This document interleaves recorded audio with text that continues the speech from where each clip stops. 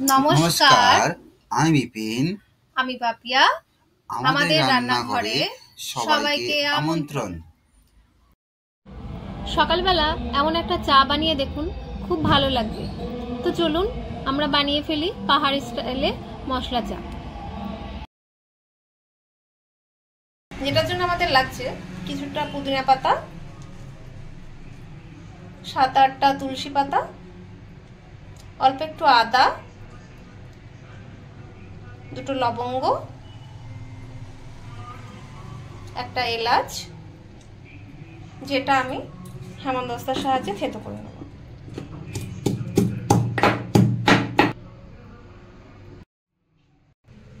এবার একটা পাত্রে 1 কাপ জল নিয়ে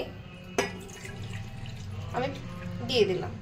জলটা একটু গরম হয়ে গেলে এই থেতো করা মশলাটা দিয়ে দেব। কিছুক্ষণ ফুটতে দিতে হবে। পর ওর মধ্যে চা পাতা দিয়ে দেব।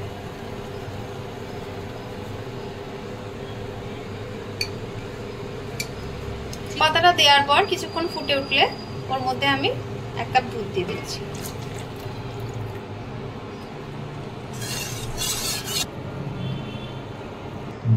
এবার এর মধ্যে একটু গুড় দিয়ে দিচ্ছি,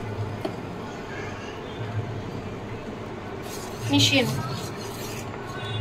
এবার আমাদের চা রেডি হয়ে গেছে, আমরা কাপে ছেঁকে নিচ্ছি।